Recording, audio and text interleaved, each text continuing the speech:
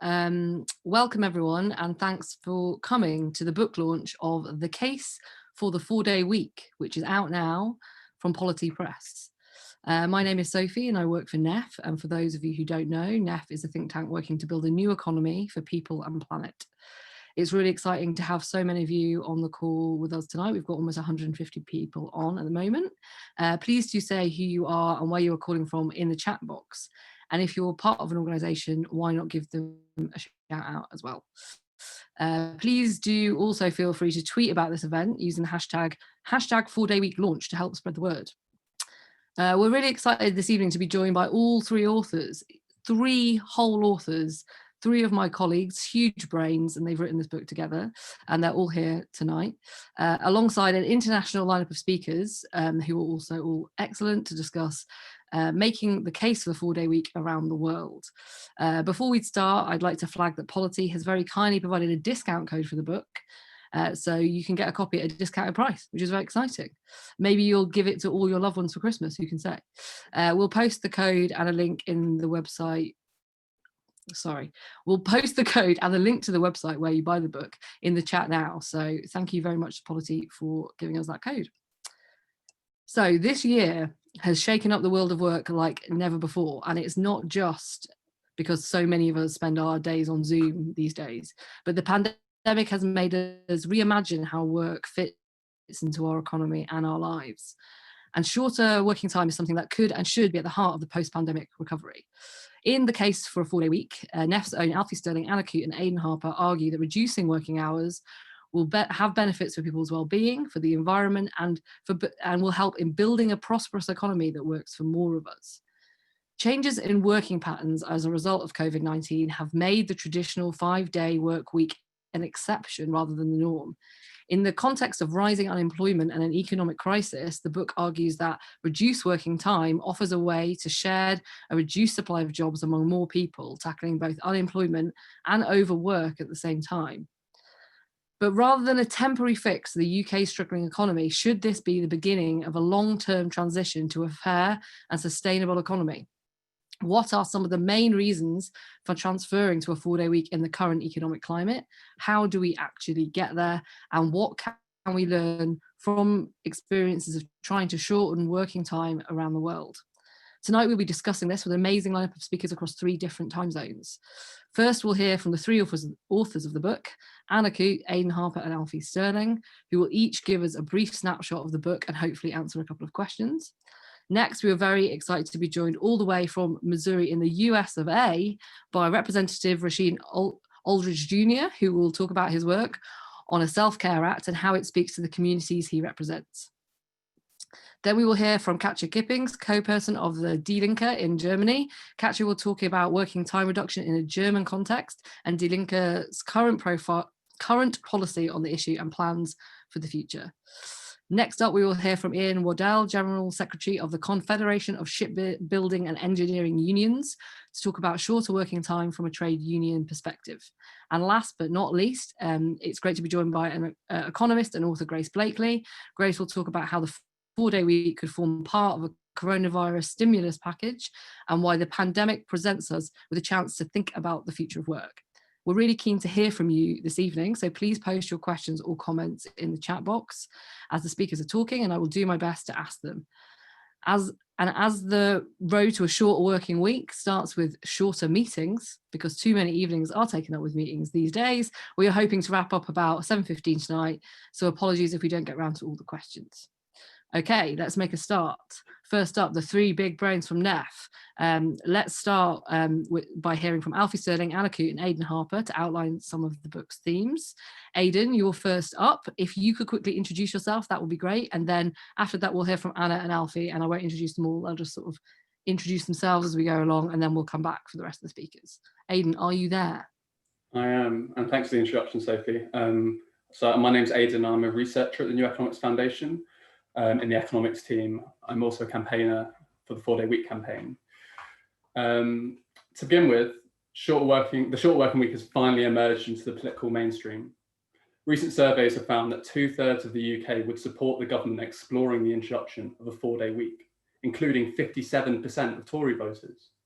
with work-related stress, depression or anxiety accounting for 57% of all sick days lost, and 2/3 of workers worried about machines taking away their jobs. Now is the moment to update the UK's broken and outdated model of working time. There is, of course, a history to the working week. At one point, calling for the 8-hour day and the 5-day week was considered a dangerous fantasy, until trade unions fought for it from the mid-19th century onwards, and employers began to realise it could be good for business. In the last 2 decades, there have been popular experiments with working time reduction in many countries, including Sweden, Germany, the United States, and New Zealand. Governments have passed laws to support reduced working time in France, the Netherlands, and Belgium. Fast forwarding to today, just this week, the Scottish National Party overwhelmingly backed a 4-day working week at their annual conference. The motion called on the Scottish Government to launch a review of working practices in Scotland, including the possibility of a 4-day week. This is the latest bright spot, but it's not just in the UK where these promising moves are being made. Also this week, Unilever in New Zealand put their employees on a 4-day week trial with no reduction in pay.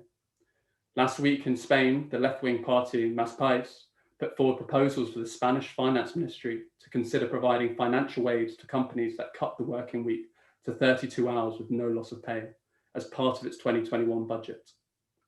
The German metalworking union, IG Metall, have also recently announced that they will campaign for a 4-day week in order to prevent mass layoffs in the new year, just 2 years after they won a 4.3% pay rise and the right to reduce their working week to 28 hours. And last month, a group of politicians and union officials from across Europe argued that a 4-day week would help economies recover from the pandemic. In our new book, we lay out the route map for transition towards shorter working time, arguing that it should start with measures to support innovations by trade unions, individuals and employers, and then builds on existing entitlements with extended care leave, additional public holidays, and a tapered retirement. It proposes a standing commission of working time to conduct independent analysis and map out a consensual path towards increased statutory paid time off. Further along the route are proposals for a legally enforceable living wage that matches reductions in working time, and eventually the gradual lowering of statutory maximum weekly limits.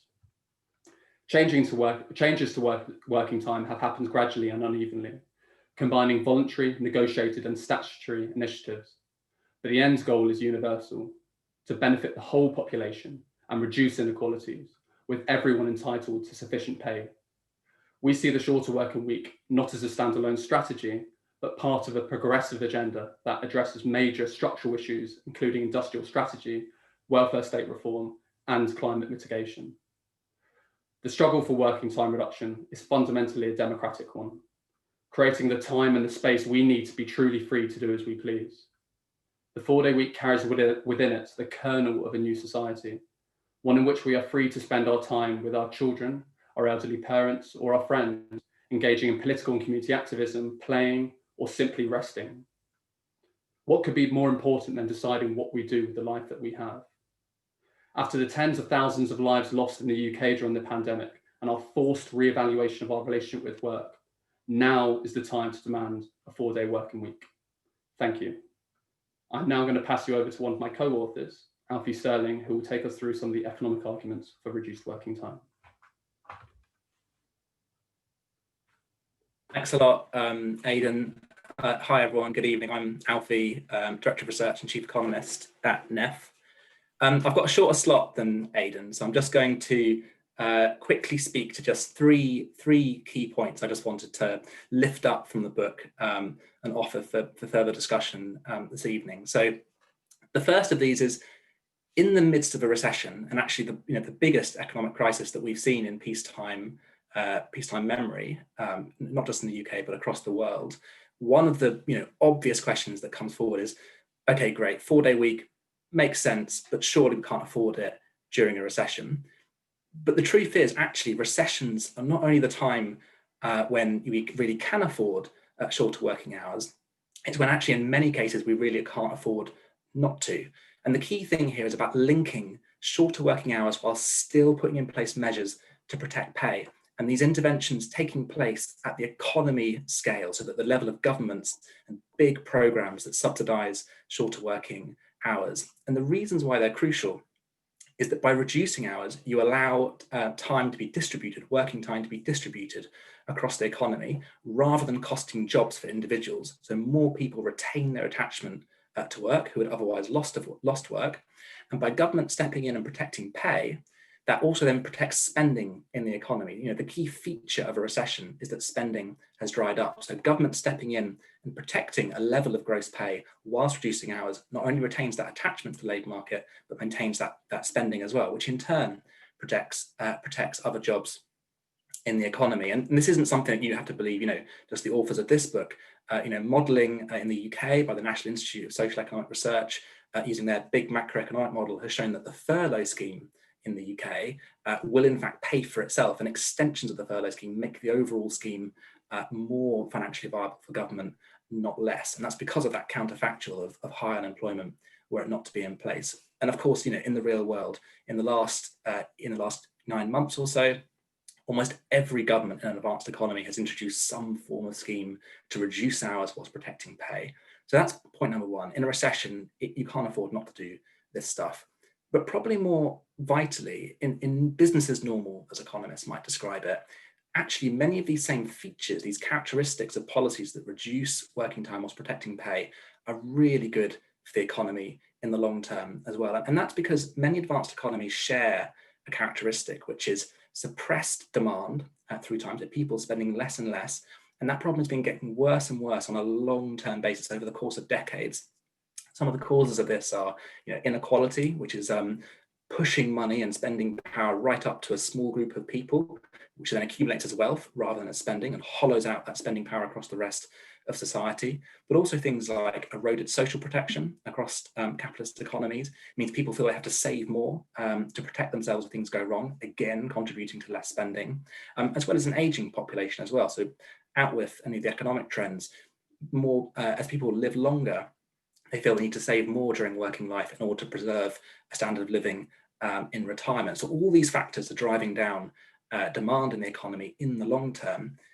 Again, if you release more leisure time, if you put in place policies that protect pay, that give people more time off work as well, that improves spending, it boosts spending power in the economy because they're holding the same amount of pay but with more time off to boost it. Now that can have trade-offs with environmental imperatives around the nature of consumption, the volume of consumption, and reducing impacts on the environment. And Anna will talk a bit more to that. But a key point there is that it's all about reinforcement through other policies as well. The nature of consumption really matters here. And that's why a 4-day week can be made really compatible with an environmental and a supporter and reinforcer of an environmental agenda as well. But coming back to the economy on the long term, if you're boosting demand and at the same time increasing the cost of labour by giving people more time off whilst increasing their pay, you're also likely to drive up productivity. And that's because businesses, owners of business, need to find ways to make labour more productive because they have to pay them more now for a given amount of time. And that driving pressure on business is very similar to the minimum wage, where we've seen in the last a couple of decades, as countries have introduced that policy of an income floor in the labour market, it's driven up productivity. The final point, very quickly to leave you with, is that, of course, actually, it's not about what's good for the economy, it's about what does the economy do that's good for us. And in the end, time is immensely valuable. It's hugely valuable to well-being, to people, for all the reasons Aidan has talked about, and which Anna will touch on as well, from an environmental point of view as well. And so actually locking in the idea that as the economy delivers prosperity, as it increases productivity, that we take that not actually just in terms of monetized wages and then be able to spend it, but also in time. Time in and of itself is a really valuable form of remuneration for a healthier economy that generates better well-being. I'll leave that there and I'll pass on to Anna to talk more about the book in terms of the environmental contribution. Thank you. Thanks, Alfie and Aidan. And yes, I'm going to talk about the environment. We've been working at New Economics Foundation on the case for a shorter working week for more than a decade now, and safeguarding the natural environment's always been at the heart of our case. It's what we've been, one of the main reasons why we've been exploring the viability of it. And as we show in the book, countries with shorter average working hours tend to have a smaller ecological footprint. Longer hours are associated with higher incomes, which are associated with higher levels of consumption. And making and using the things we consume involve more emissions and use up more non-renewable resources. So moving to shorter hours can help to reverse this pattern. For one thing, it disturbs the conventional wisdom about what is valuable in our lives and how we measure success. Of course, money is essential, and we make it clear in the book that a fair living wage has to be part of the shift towards shorter hours. But once we reach a sufficient level of income, it's easier to see the value of having more time rather than just more and more money. So we're not just locked onto the kind of hamster wheel of living to work and working to earn and earning to buy stuff and buying more and more stuff that is made and used in ways that are ultimately harmful to the planet. So that's one thing. The second thing is that having more time in the first place can make it easier to live more sustainably. When we're pushed for time and when we're busy, we resort to convenient shopping. We buy processed food and ready meals, for example, which are energy intensive and heavy in single-use plastic. We buy more household gadgets, labor-saving devices. We travel by car and plane because we're in a hurry. And if we have more time, we can take the bus or the train, we can walk or we can cycle, depending on the journey. We can prepare our own food, maybe even grow some of it. We can repair things that break instead of just chucking them out and replacing them. We have more time to make things, to do things, to learn things, to spend time with friends and family. And these are everyday pursuits that don't have to involve using up a lot of non-renewable resources. Now, there isn't any simple cause and effect here. Reduced working time is just one important item in the toolkit we need to build a sustainable future. And as Neff and others have long argued, we need a Green New Deal, and as part and parcel of that, we need to redistribute working hours. We need to make part-time the new full-time for a whole range of reasons, ecological, social, and economic. And I'll just show you the book. Here it is. Isn't it lovely? And it's available now, as Sofie said. Thank you. Thank you, Anna, and thank you, Aidan and Alfie. I've got some questions. I'll start with one for you, Anna, which is from Mark Chivers, who says, is there a risk that more free time could lead to more climate damaging activity, more car journeys, more short breaks, flights, more overconsumption, etc.? You're muted. It can do. It depends how you spend your leisure time. But I think that there's enough evidence that that having more time and living a slower life is less likely to take a toll on the Earth's natural resources. But we mention a case actually in the book about bird watching. It's one that I love because bird watching can either be a very light-footed activity if you're just watching birds in the garden, or it can become extremely resource intensive if you become very keen on bird watching and you become a kind of twitcher and you move around the world looking for rare birds. So that it does depend on how you use your time, but it is that there's certainly enough evidence that if you're not busy, you are less likely to live life in an unsustainable way. But we also have to watch, how we use our leisure hours. I think that's something to take into account and to look at closely. Thank you, Anna. I like that point about bird watching. My favourite bird, for anyone who cares, is the eastern screech owl. Alfie, question for you now. It's a sort of two-part question. I think it gets at the same thing. From Roland Earl, he says, what about people who want to work longer hours to have to make ends meet? And then Emma Back asks, has there been any work done on how a 4-day week could be sustainable in low margin, low income sectors, which are predominantly funded by government, like care work? Are you there, Alfie? Yes, yeah, thank you. Good questions. And just very quickly on the last question as well, there's been, it's not just thinking about conceptually why it might be good for the environment. There's been a few empirical studies as well, very detailed in Sweden and the US, that have shown how even if you protect pay and then reduce time off, the overall consumption begins to grow, but the carbon impact of that consumption falls overall. That's because of the nature, the changing pattern. A big one is people no longer commuting to work so much, preparing their own meals, etc. So it's empirically been shown as well. There's a really important link there. Two really good questions.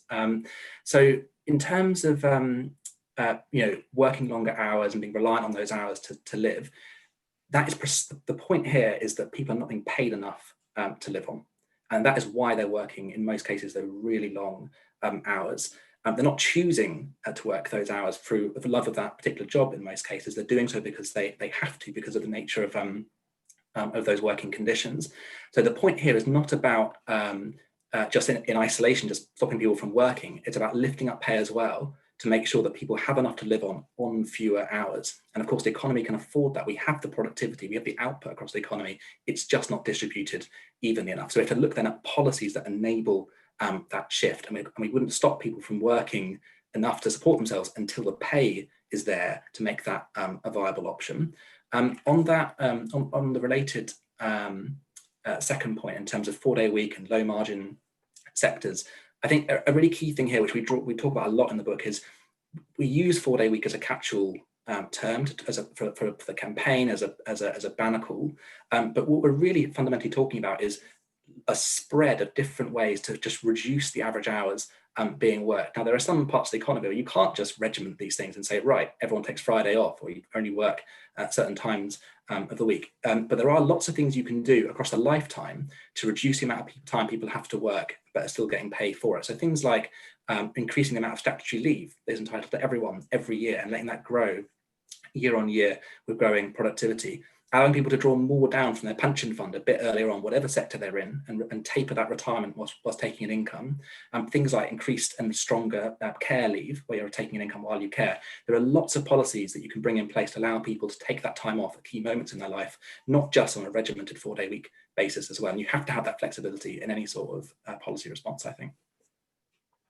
Thanks, Alf. That was characteristically very detailed and very welcome. Thank you. Aidan, a question for you now from Janet Nichols. Is a 4-day week the best label for our case? It could lead to confusion and mismanagement, e.g. 4 days of 12 hours. When the Labour Party promoted the 4-day week in the general election, voted assumed that shops and hospitals would be closed or understaffed. What say you? Yeah, as Alfie was saying, the 4-day week is a catch-all for a series of working time reduction arrangements, and those working time reduction arrangements include shorter working days, increased annual leave, increased bank holidays, more care time off to look after children or elderly parents, or indeed an early retirement. We have found, I mean, speaking from my perspective outside of the New Economics Foundation, obviously being part of the 4-day week campaign, we made the decision to back specifically the notion of the 4-day week because it was something that people grasped intuitively, but we're not saying it is the single model of working time we should move towards. And I guess we should be clear in our communication that we are arguing for a reduction in working time and not compressed hours with the same amount of time squeezed into 1 week, and also with no reduction in pay. And I guess this comes from a rich history of working time campaigns, national and international. For example, around the 8-hour day, which put a flag in the ground, and it created a horizon, something that people could aim towards and organise around. So yeah, there's definitely room to be done in terms of improving communication, but we hope that the idea of a 4-day week is a way into the argument, and the general idea of politicising working time is something that can and should change. Thank you. You've all been wonderful. I think we're going to post some more details of the book in the chat. Everyone should read it, buy it, read it, give it to loved ones. This year is the year of the 4-day week Christmas. I think that, imagine how productive Santa's workshop would be if the elves were working a 4-day week. That's what I've been thinking. And I assume everyone's been thinking that. Probably not.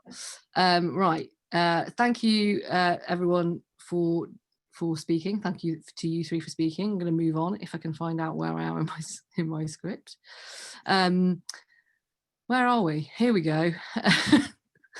Okay, in case you missed it at the beginning, Polity have provided a discount code for when you purchase the book. We're going to post it again in the chat. In fact, we may have already posted it. Before I move on to our next speaker, I do just want to take a second to plug the NEF Supporters Network. If a vision for the 4-day week sounds like something you'd like to get behind, then you can join the Supporters Network from as little as £3 a month, which is an excellent bargain. You get 2 zines a year, you get invited to all sorts of interesting things like this. I would recommend it.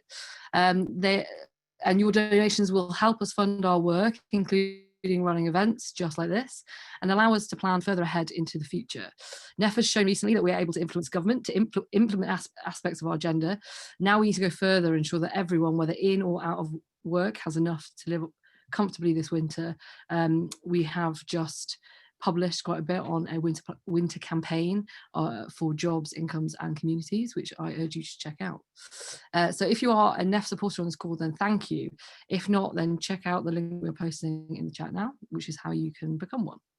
Okay, let's move on to our next speaker. Joining us all the way from across the pond in the US, Representative Rasheen Aldridge Jr., State Representative of the 78th District of St. Louis, Missouri. Thanks so much for zooming in, Rasheen. Could you give a bit of context as to what the debate is like around working hours in the US, and talk about your idea for a Self-Care Act, what it is and how it speaks to the communities you represent? And I hope I said St. Louis right. Is it St. Louis? I think I like yours better, St. Louis. It's St. Louis, but you know, St. Louis can also work. And I'm just so glad that you're doing an awesome job moderating. I also agree. If we have 4-day work week, I think Santa help us probably pump out more gifts for the young people across the country. Hello, everybody. My name is Rasheen. When I say I'm so stoked to be on this Zoom call talking with you guys about 4-day work week, a little introduction about myself. 26 years old, born and raised here in the state of Missouri. I come from a activist background. I was part of the Fight for 15 movement that's been advocating for $15 in a union, as well as then been very involved in the Ferguson uprising after the death of Michael Brown, took to the streets every day, was on the Ferguson Commission that put together recommendations to try to find some healing after we constantly see these deaths at the hands of law enforcement towards Black lives. From that, I continue to stay involved. I even got the opportunity to meet with President Obama back in 2014 to talk about, how do we come up with real criminal justice reform? From that, I kind of looked at from the activist side, how do we make sure that we take some of these great, bold transitional ideas that we're talking about on the ground and implement them into policy? So I later ran for office, became a committee man back in 2016 at the age of 22. And about a year ago, my predecessor had stepped down due to some mental health, and I became the state representative in the 78th district. And during that time, as I was getting ready to go up to Jeff City, that's the capital here in Missouri, Jeff City, I was thinking about different, bold, innovative things that can really transform the way that we live here in the state of Missouri. And one of the things that had caught my eye was something about this 4-day work week. And as I thought about the 4-day work week, I had thought about something we used to say back in Ferguson. We called it a self-care day. After long days of either protests or after long days of organizing, we would take the time to do like self-care events. If that was all of us coming together at church basements or in business spaces and, having music, having food, getting massages, but taking the time to kind of recharge our batteries, because what we started to see is, it became so trauma. It was a lot of trauma being out there, and it started to become toxic for us young people constantly being out there every single day, taking on this oppression as being a person of color and saying, hey, my life is important, and not understanding why the powers that be believe the same thing. So I started to, about a year ago, work on a bill called the Self-Care Act that would move us to a 4-day work week, or at least start a pilot program to see how a 4-day work week will work in Missouri. And why? Because when you look at the amount of stress and anxiety, I know my mom always said, when we go to work, we're putting 110% in. A lot of people in Missouri or even in the US are working 6 and even 7 days, 40 hours a week, more than 40 hours a week, don't have the ability to have benefits. So they're working themselves over than what they should be so they can have enough money to pay for healthcare, to pay for other essential things that they need. So the reason I filed the Self-Care Act is because it's so important. Right now, you have working class individuals, like I say, stressing themselves out day to day, not having the ability to spend time with their family. In the district I represent, we have a lot of, it's a very diverse district, but it's also very high in poverty. And it's a lot of households that either have a single parent, and those single parents are working 2 jobs and potentially even 3 jobs, that have children at home and not spending time with their children because they're just trying to make enough money to put bread on the table, to make enough money to put clothes on the back for their kids. And that's not the way of life. Outside of what I've been part of with increasing the minimum wage, making sure that people have a livable wage, it's so important to make sure that people mentally, physically, and emotionally are okay when they're out here in the workplace or when they're out here as individuals in society. My predecessor actually stepped down due to mental health reasons, and we don't talk about it a lot, especially in the Black community. It's looked at as a taboo thing to talk about mental health, but it's so important that not only we talk about it, but we figure out ways to address it. And I know here in Missouri and just across the United States, like I said, we're overworking our people and not giving them enough time to just rest, not enough time to be able to spend time with their family, go to the doctor, or just essential things that you wouldn't think someone wouldn't be able to do out of a Monday through Friday. But if they're working Monday through Saturday and only have Sunday off, a lot of these businesses, doctor's office aren't open. So for me, it's about, I'm not sure how far it's going to go. In America, we're very corporate greed happy. We give power to corporations and empowering the people.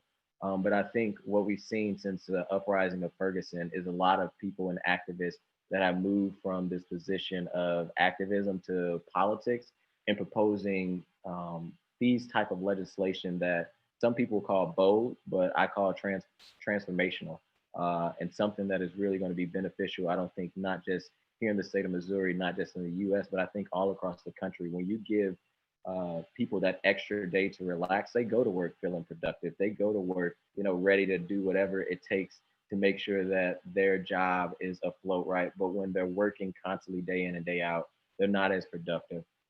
They don't really have that energy to give their all, not just in their jobs, but even in their personal life. So I'm filing the legislation again in January next month. It's going to be called the Self-Care Act, that hopefully moves the state of Missouri to a 4-day work week, because what we've seen is overworked people, and they're not giving their all either in society or in the job places that they work in. Thank you so much. I think you're completely right. Mental health is such a hugely important thing for us to talk about, and to make sure that people are supported. I saw that someone in the chat has mentioned the NAP Ministry, who is someone I follow, is a group I follow on Instagram, and they are so great about talking about rest and the context of capitalism is really important. And thanks so much for joining us and sharing that. It was really inspiring to hear about shortening working time from a community organizing perspective, and the work you've been doing sounds incredible. A follow-up question for you, which is something which was sent in via email, which is, in terms of over there in the US, what is the political context like for this sort of conversation around shortened working time? What's the political context around the 4-day work week? I would say, it's something that, I can say for Missouri, it hasn't been too much conversations on 4-day work week. As I've done research and articles, I have seen other states, talk about this 4-day work week. It's not something that currently right now is a big thing, I would say, on a lot of politicians' minds or people in the community. But, it makes me think of the Fight for 15 movement. It started just by a few people starting to have the conversation and organizing. It don't always happen in the first shot. But now when you talk about $15 an hour, At the beginning, it was very unpopular. Now you have presidential candidates talking about $15 an hour, and even that movement went international. So we got a lot of work to do in the US around 4-day work week, but these are the type of conversations. I think when you're talking about the political landscape, our politics is changing more on local levels, where you see a lot more younger people. AOC, who's a congresswoman, Cori Bush, first African-American congresswoman here in Missouri, who comes from the protest movement. Our politics and leaders in politics are shifting. And I think with that shift comes a different mind frame of what bold, innovative policy looks like that actually moves us all forward, not on an equal level, but on an equitable level. Great, thank you. Yeah, Cori Bush, woo woo, little whoop from us. And like just, you know, the relationship between business and politics is a little bit different in the US. Like, what is the sort of, what are the business community, like someone asked this, David asked this in the chat, like what does the business community think of like something like a self-care day? Do you have any sort of insight into that? I would say, you know, the business communities here have a lot of influence with politicians, you know, being lobbyists, restaurant associations, different entities like that like to pay people off. And like I say, you have a lot of new elected officials that aren't being bought out. I would say business communities here are just probably getting to the point where they're accepting, at least in Missouri. I'm not sure about the rest of the country, but we're here in the Midwest. We're slow to change. We're no California or New York City. We're just being able to get to a point where we can say a livable wage and not have to worry about a lawsuit. We was able to finally pass a bill in the state of Missouri that's not at 15, but like $13 gradually increase. It's a battle. You know, people don't like change. And like I say, here in America, it's more about greed than people. You know, we uplift profits over people, and you know, it's shifting. But it's still a lot of work. I can see business communities, you know, having pushback to it. But as I thought about it, it's not that hard. You're just rotating schedules and giving people the opportunity to have an extra day off. There's ways I think that this can definitely happen in the US and in the state of Missouri. Thank you so much. It was wonderful to hear from you. And just going to float something by you from Jim Bignell in the chat. Rasheen for president in a few years? Maybe. Only if Jim comes into the cabinet, maybe, you know, you got to come into the cabinet with me now. Also, Roland Hill says, excellent points, especially in relation to people on lower incomes by Rasheen. Really good, thanks. So much appreciation for you joining us. It was wonderful to hear from you, and enjoy the rest of your day. I don't know what time it is there, but I assume it's the afternoon. It's now 12:40, and when you was talking about your classic drinks for the holidays, what to drink, I was like, is it bad that I got some red wine right here and it's only like 11 o'clock? I was trying to, you know, get into the 6 p.m. mood with everyone. Exactly. It's always 5 o'clock somewhere. That's what they say. Yeah, thank you so much. Thank you guys so much for having me. Oh, I've just muted myself. What a ridiculous person. Right, let's move on to our next speaker. We're extremely excited to welcome on the call this evening Co-Chairperson of Die Linke, I think I'm saying that right, in Germany, Katja Kipping. Thanks so much for joining us, Katja. I think you're out there, I've seen you. Could you talk us through the situation in Germany with regards to the shorter working hours, including struggles from trade unions and Die Linke's current policy on the issue and plans for the future? Hello, everybody. And first of all, thank you for inviting me. Reading your invitation really lifted my spirits, because as a member of the parliament from the very beginning of the Corona crisis, I was every day confronted with existential problems and sorrows caused by the Corona crisis. And of course, I answered them all. I fought for emergency measures that could relieve their burden, such as higher short-time working compensation. However, in such a crisis, it's crucial not to lose your orientation, not to forget about fundamental alternatives which can lead to a better world. So that is why I advocated the idea of the 4-day week in the middle of the summer break. And when I proposed this idea in the middle of the summer break, it caused huge debates. So one could say I got the ball rolling. There were determined opponents, loud screeching on the sides of big business, big companies, but passionate advocates on the other side. Even the Minister of Labour and Social Affairs, a Social Democrat, admitted that he's in favor of this idea. And in the social media, one could observe hot debates, so many comments of encouragement. Many people were relieved that they finally could speak about their own private priorities and how important more time with family or friends is for them.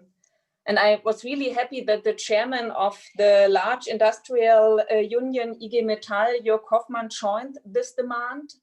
Of course, his action was also a result of the threatening recession as a result of the corona crisis and in the field of industry. In the following minutes, I want to speak shortly about 3 reasons for why the 4-time week is a good idea, and I want to speak about the 3 levels we have to lead the fight on. The first reason. In Germany, we have a rising number of people suffering from stress-related illnesses, and these illnesses are personal tragedy, but they also cause high economic costs like medical treatment and sick days. And of course, a working time reduction would be release these problems. Second reason, the current course for growing appeal to working time reduction is linked with the corona crisis. The last months have been extremely stressful for many people. They had to combine home office and homeschooling. They had to isolate themselves socially to care about the older parents. And as a result of this, the desire for reduction of working time increased. And furthermore, corona confronted us with the topic of illness and the topic of death. And therefore, many people ask themselves, what does really matter for me? What does really matter? Time with family and friends was one answer to this. Third reason. This is linked with my general feminist orientation, or it's linked with a bigger picture. My general orientation is the 4-in-1 perspective, which is developed by Frigga Haug, a feminist Marxist or Marxist feminist. And this 4-in-1 perspective says or suggests the working week of men and women should consist of 4 equal parts. Equal parts of 4 equally useful actions or occupation. First, we have the professional labor or paid employment. Second, the reproduction work or caring for the ones you love. Thirdly, political intervention, taking part into a democracy. And fourthly, time for your own development, for leisure, culture, art. You can imagine the current reality is far away from this perspective. On average, women spend too much time for unpaid care work and men spend too less time for care work. So we do need a redistribution of the different activities, the different responsibilities among the genders, and working time reduction is one important step for this. We have to lead the fight for reduction of working time on 3 levels. There is the union engagement, the collective fight. The question of shorter hours must be part of wage disputes and worker strike. And during the last years, we could observe encouraging development. Even the IG Metall, a traditional, very male-dominated union, went on strike for working time reduction. Until now, I have to admit that all the strikes had one problem: the subsidies or the compensation for the loss in the pay and the wages is pretty tough to fight for. Since I only have 1 minute left, I have to speak very short. The second level is the legal level, just to give you 2 examples of many legal rules, such as a maximum working hours can support the enforcement of shorter hours.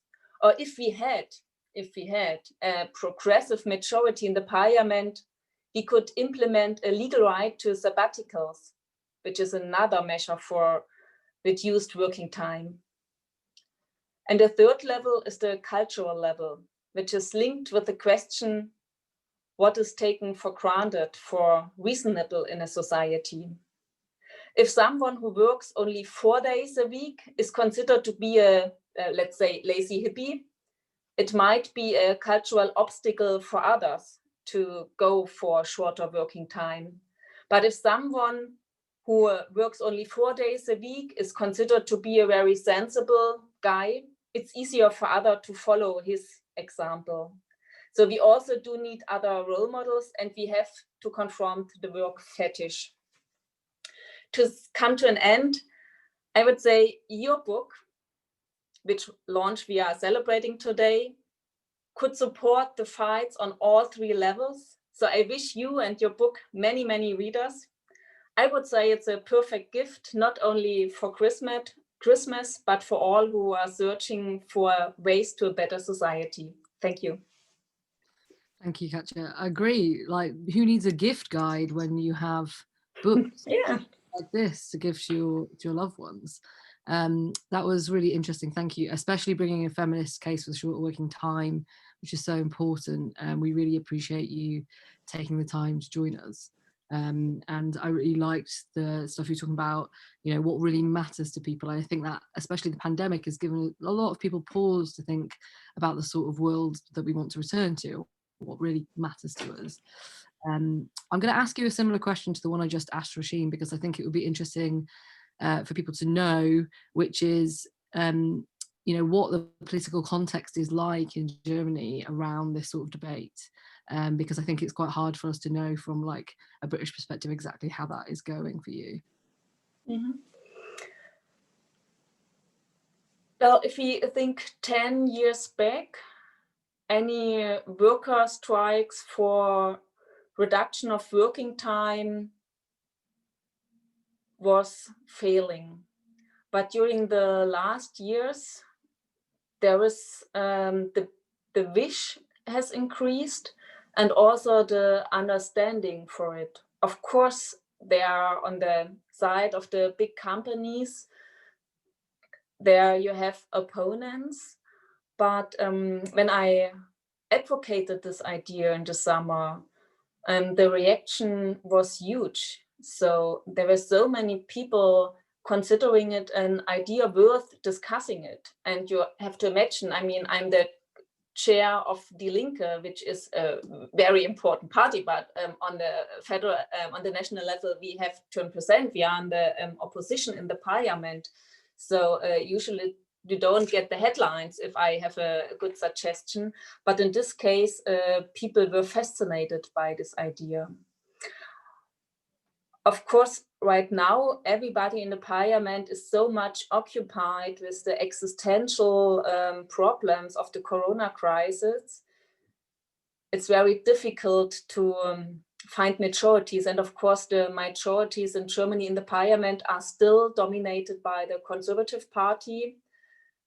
My forecast is, if we were able to reach progressive majorities in the next election in September 2021, with the Greens, the Social Democrats, and my party, then we could find a common commitment to legal actions in order to support a 4-day week.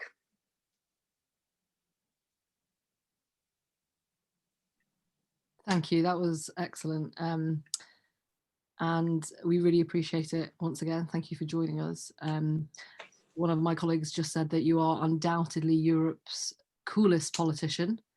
Oh, thank you so much. Without wishing to piss off all the rest of the politicians in Europe, I tend to agree. So thank you so much for joining us, and I really hope your forecast comes true. Okay, next we're going to hear from... I've muted myself again. I keep doing that, I'm sorry.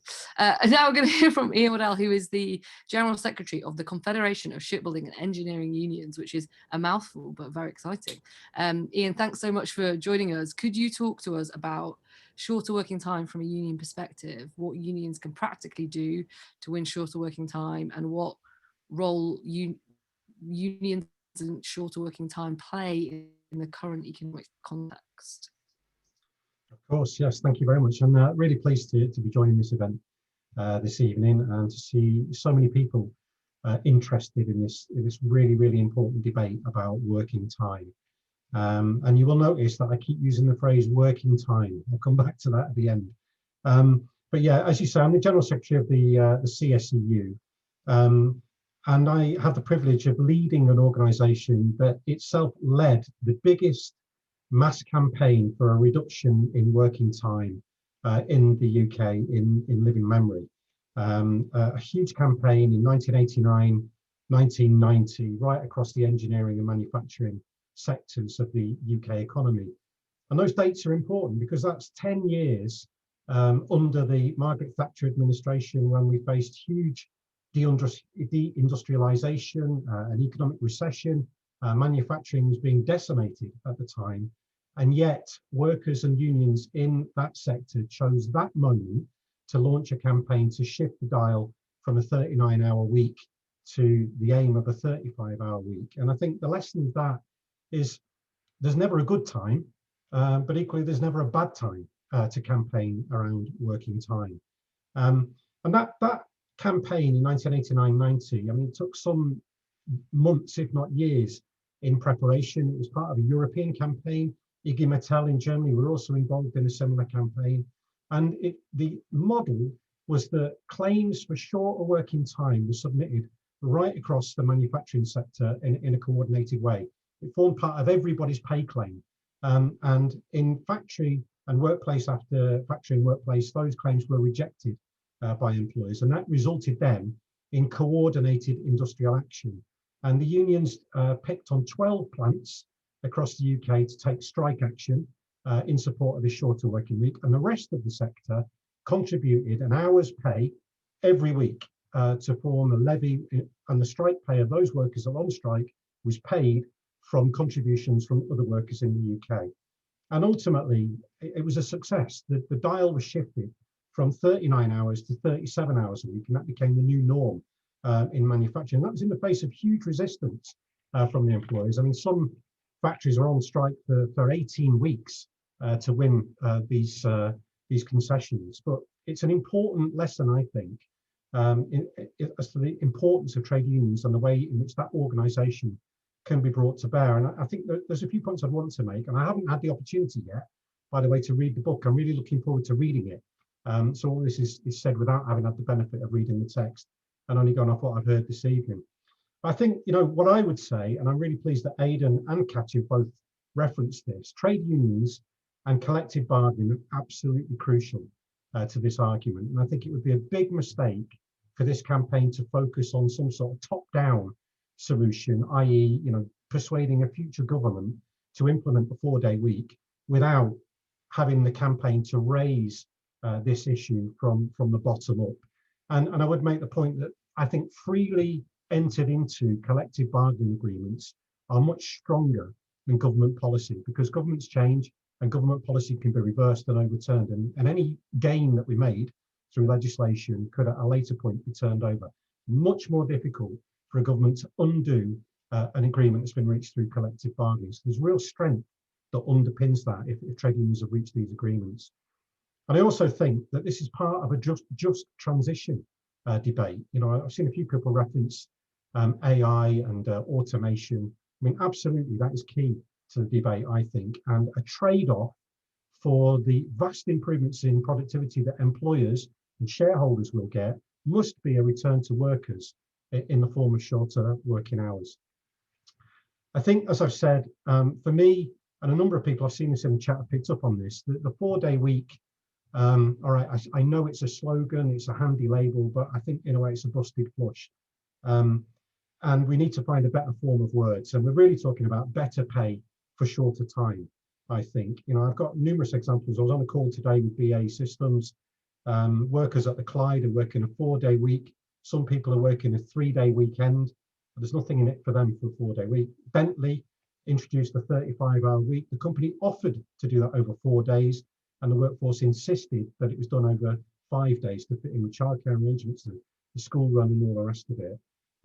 And it doesn't reflect the reality of a 24/7 production process in a lot of our manufacturing plants. And I think we've really got to focus on this concept of shorter working time. And as Alfie said, that is shorter working time in all its forms, not just about the number of days that people work per week. I think it's great that Katja has been on the call tonight.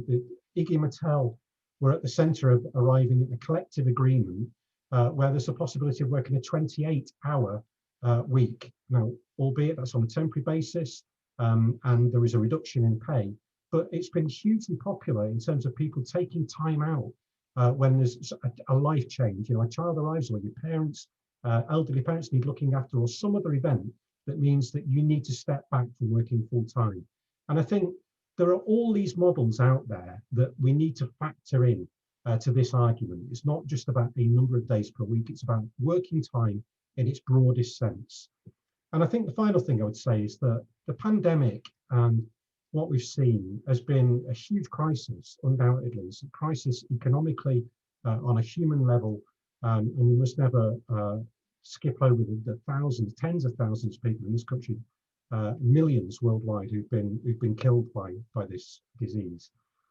But it's also an opportunity for change. Out of crisis, there's always a feeling that we should never return to the way that things were.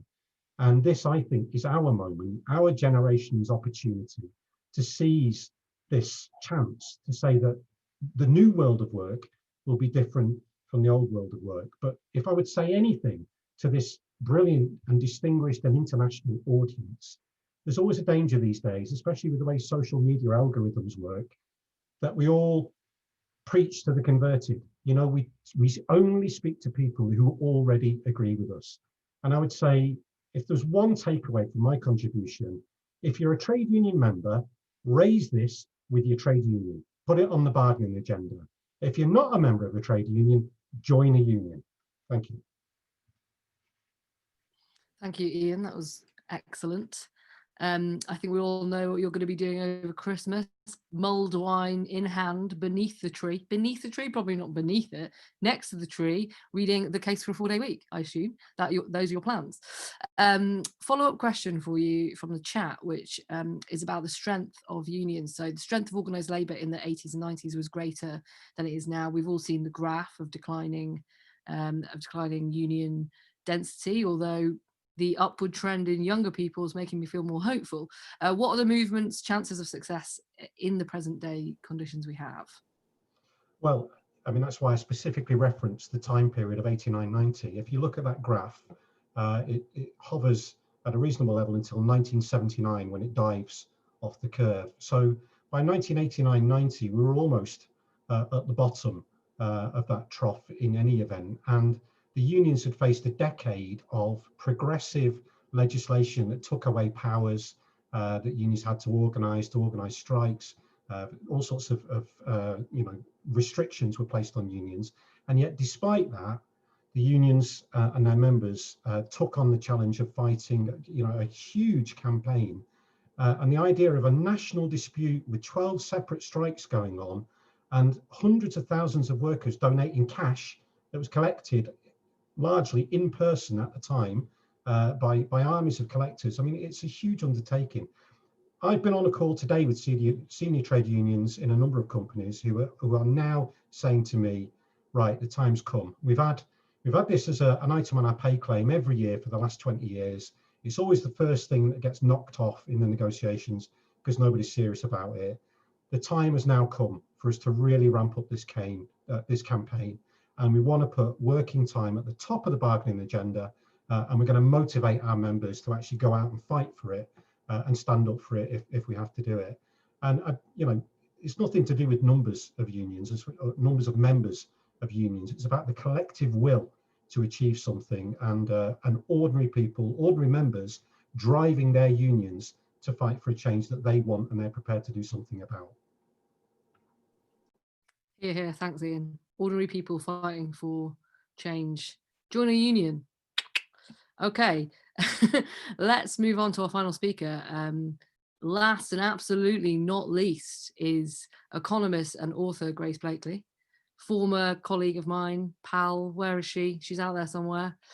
Grace, you think a 4-day week should be an important part of the coronavirus stimulus package. can you talk to us about why you think this is and how COVID presents a chance for us to reimagine the future of work? Yeah, thank you so much for having me. It's really great to be here. And I guess I want to talk a bit about kind of imagining how, if the pandemic is a portal, how it might help us to kind of imagine new ways of organizing not just the economy, but also society more generally. And I think one of the ways to look at this is that the pandemic has really brought back the question of the problem of kind of labor. What counts as meaningful work, what is rewarded as meaningful work, what's ignored, and actually what is the role of work and ideologies around work in structuring our society. I think one interesting example of this has been the kind of Tory push for people to return to the office, thinking about kind of what the ideological function of this is and how does it relate to the questions of work more generally. I think there's a strand of thinking in capitalist societies, a dominant strand of thinking that can broadly be described as kind of productivist. So it sees work as inherently valuable, as something that kind of contributes to human dignity.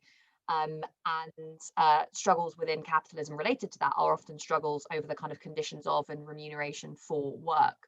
And I think this is something that's taken even further under the particular form of capitalism in which we're living today, under neoliberalism, with the conception as the individual as an enterprise. So with their own human capital that they're able to invest and in doing so kind of reap a return on that investment from their engagement in work in the labour market.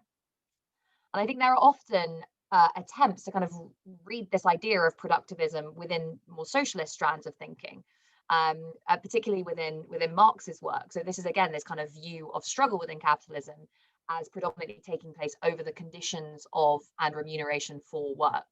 So, labour is something that is inherently valuable and therefore, deserves to be remunerated to the extent that, it produces its value. Whereas obviously Marx's view was under capitalism that the worker is paid less than the value of the labour power that they generate for the capitalist. And I think in kind of critiquing capitalism as a social formation, not simply in a kind of economistic way, Marx argues for a capitalism that contains the seeds of a new society, one which allows us to kind of escape from work, but while still living well. So, not a return to a kind of primitive communism that is present in many kind of utopian socialist and anarchist strains of thinking, but a world in which humanity has escaped both the drudgery of poverty and of kind of incessant toil. And this is really why I think the pandemic is potentially a point where we're able to kind of see the contours of that new world emerging, perhaps more than at any other point in history. What's perhaps the most interesting, though, as I kind of mentioned with reference to that point at the beginning about the Tories trying to push people to go back to work, I think it's become clear that we have gotten to a point where it's possible to imagine a world beyond work. And the interesting question that we have to ask ourselves now is what has sustained social formations and ideologies that, looked at rationally, are no longer really necessary. So this was Keynes's question, which was why are we still working, these extraordinarily long, well, it's not actually that the question. He was saying, in however many years' time, if productivity continues to increase as it is, then we'll all be, having much, much shorter working weeks. And the question that a lot of kind of modern Keynesians present us with today is, why has that not happened? We've had these massive gains in productivity. Why are we still working the way that we have for such a long time? I think this comes down to two things. One is about power relations and the other is about ideology. Really what we're asking here is a question as to who gets the gains from growth, who gets the gains from productivity. And for a number of different reasons, some of which I look at in my first book, Stolen, we live in a world where there is a kind of objective and extremely large imbalance of power between labour and capital, between the interests of bosses and those of workers. Whereas that probably wasn't as much the case in the post-war society in which Keynes was writing. From the kind of 1970s and 80s onwards, there was a real pushback to, under the guise of neoliberal policies to really kind of eviscerate the power of organised labour. And it's been in this world that we've seen a lot of I suppose, shifts in the ideology of work. We've actually seen a kind of intensification of work in particularly many kind of advanced economies. So there has, particularly in countries like the US and the UK, you haven't seen hours worked declining with productivity in any way. And in fact, often there's been a kind of proliferation of work. And I think David Graeber's work is interesting in understanding this around the kind of idea of the creation of bullshit jobs, as he called them. So, you know, as power in these societies has kind of shifted from labor to capital, this battle over who gets the gains from growth, and actually now we're looking into the future over who will get the gains from automation, so from technological change, is a very, very live one. And it's one which is largely being won by bosses. I think, you know, a very obvious manifestation of this today is the massive growing power of Amazon. Jeff Bezos could afford to give, I think it's over £100,000 to every Amazon worker, that's hundreds of thousands of workers, and still be as wealthy as he was when the pandemic hit. That's how much Jeff Bezos has increased his wealth over the course of a pandemic that's seen, you know, millions of people pushed into poverty and abject misery. So yeah, that question of who gets the gains from technological change, currently the answer to that in our society is the people who own the means of production, the bosses, shareholders. And what is really radical about the idea of shortening the working week is that it pushes that question back into the forefront and says, actually, no, why should the gains from these technological breakthroughs be accruing to those at the very top in the form of profits when they could be accruing to workers in the form of more time? And that then starts to build this idea of a kind of new kinds of societies, which, you know, all the other panelists have spoken about, where the things that we actually do value as human beings, not as mini enterprises, but as human beings, we're able to go then and use our time to do. I think secondly, and I've mentioned this already, there is this ideology of work, which stems from and kind of relates back into these questions of the balance of power. But I think it's also interesting and powerful to look at in itself.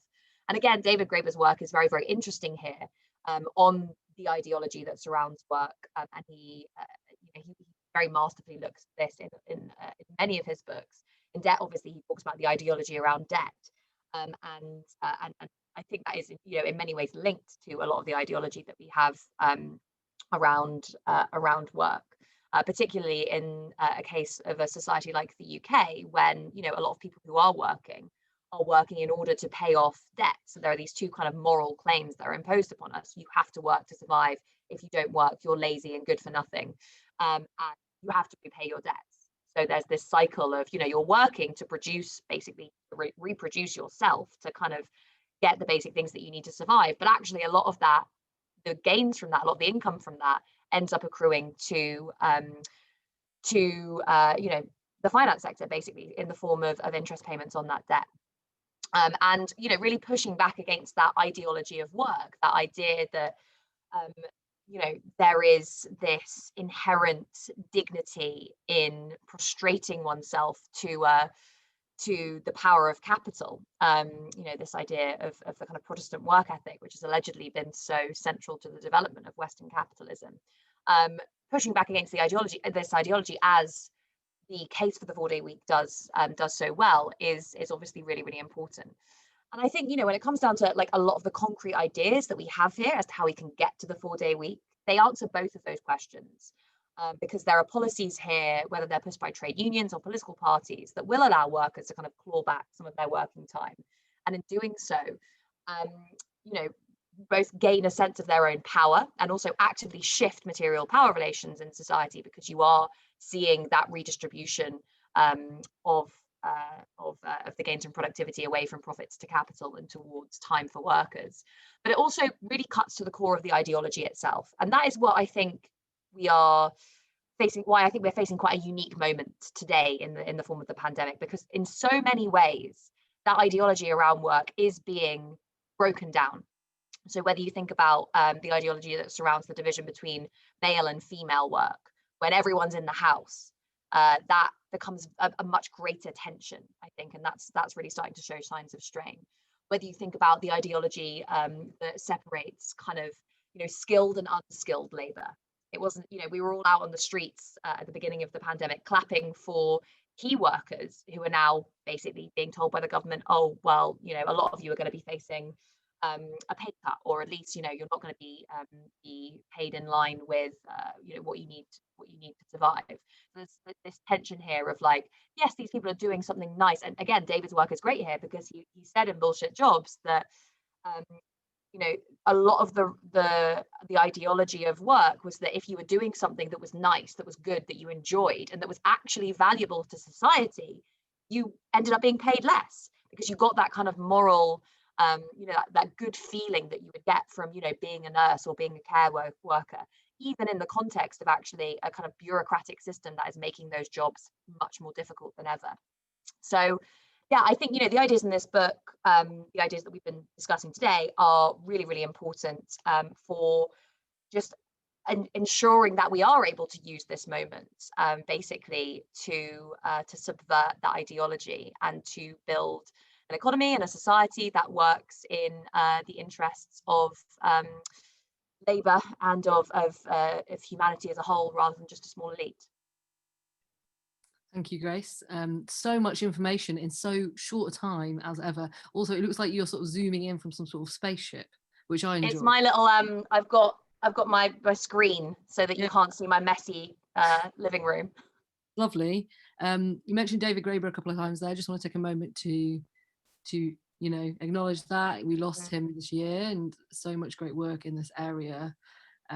What a great man, you know, and you mentioned him a lot there. Also, you know, the pandemic has obviously shown us that, you know, people's conception of what a billionaire is over a millionaire, a bit like the exponential growth point, you know, like it is so mind-bogglingly huge that it's almost like, you know, like it's hard to imagine the possibilities of having that much money and what happens to it. A question for you, which I think is probably a good way to sort of wrap this up, is from Nick in the chat, which he actually asked earlier, but I think is a great one for you to answer, which is, do you think a shorter working week, short working life in like within 30 years is achievable, you know?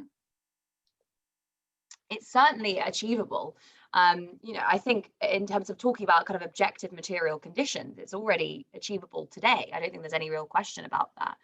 The question is how do we get there? And again, this comes down to a question of power, because whilst it is not only feasible, also potentially much more rational to organise society in a way that that involves lower levels of exploitation and fewer hours of work.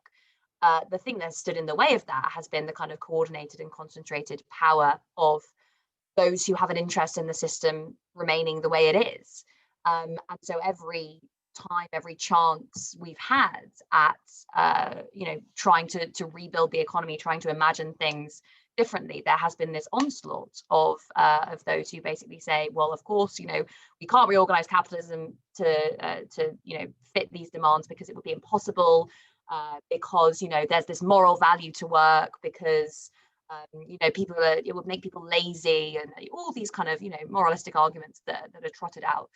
And I think, you know, the debate itself is important. So, you know, having this very clear and concrete vision as to what a society with much less work would look like and how that would work is very, very important. But so is building movements that are going to be able to push back against this coordinated form of power. I mean, let's think about the Amazon example, for instance. That is an example of, you know, a company that is quickly becoming one of the world's most powerful monopolies. So, and also monopsonies in many labour markets, particularly regional labour markets. And how do you push back against that? Now, there is a big strand of thinking that just says, oh, okay, well, you know, we just need to better enforce you know, in the US antitrust regulation and throughout the EU competition law. But actually, the most interesting things I think that are happening at the moment are workers actively organising to resist their own exploitation across the value chain that Amazon kind of dominates. And we've seen that over the last couple of weeks with the Make Amazon Pay campaign, which has brought together kind of labour movements, activists, politicians from all over the world to basically say, make Amazon pay their workers, make Amazon pay their taxes, make sure it's paying for the impact that it's having on the environment. And that I think is really critically important, and it's why it's so important to have really the labour movement as the heart of this push towards a 4-day week, because there is a whole institutional ideological apparatus that exists to convince us that change is not only not feasible but not desirable. And we can have all the debates we like about that, but really the only way that we're ever going to see change is by building power from the ground up and forcing through a different vision of the world. So I do think it is feasible. I just think it requires organising. Yes, good answer. And I think Ian looks like he's smiling at that and agrees. Join a union, get organising. Exactly. On the ground. I mean, the examples we heard from America and Germany, about what's happening in different parts of the world is also useful.